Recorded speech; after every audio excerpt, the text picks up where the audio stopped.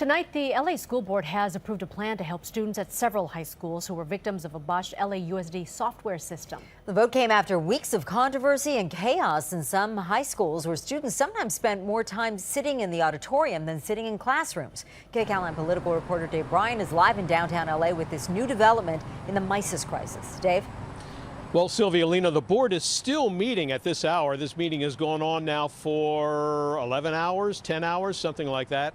Still going on. Now, with this court-approved restraining order hanging over it, and with a growing chorus of criticism from students, parents, teachers, and other community members, the LAUSD board had little choice tonight but to approve a plan to address the problem, which it did. I missed weeks of class that I need. I'm so frustrated by the changes to my schedule. We, students in Jefferson, Dorsey, and Fremont, are all here together to ask you to work with the state of California to help us get the time we need in school. Thank you.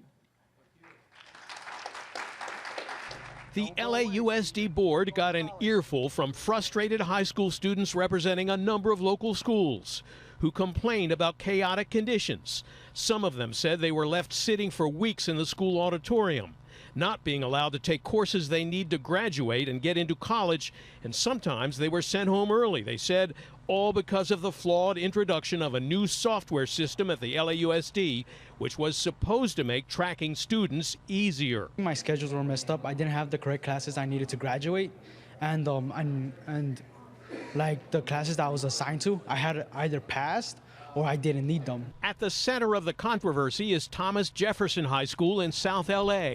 It was among several high schools that were experiencing scheduling and tracking problems with a new software called MISIS, My Integrated Student Information System. Jefferson High was named in a restraining order approved by the courts to force the district to immediately address the problems. And with that order and growing controversy hanging over the district, the school board approved a plan to help students who had fallen behind because of the problems. Yes, we did vote on the plan. There were no objections. We approved it. The vote was unanimous, and under the plan, school officials and counselors will meet with each affected student. The school will provide additional instruction time for them, and they'll add 30 minutes each day to the school calendar. One of the attorneys who sought the restraining order says the question now is whether Jefferson High will get the support it needs to carry out the plan. These schools are woefully short. They have historically been short of the necessary teachers and courses. They shouldn't be being sent home instead of being sent to class. Superintendent John Dacey was not present at the board meeting. He's out of the country touring schools in South Korea. But Dacey, who was already under fire from some critics for his role in the iPad controversy, also has taken some heat in the MISIS crisis. When the problems first began showing up, Dacey made this recorded address to students. As with any new system, I'm sure that there will be bumps along the road. I'm confident that we will solve every one of these issues.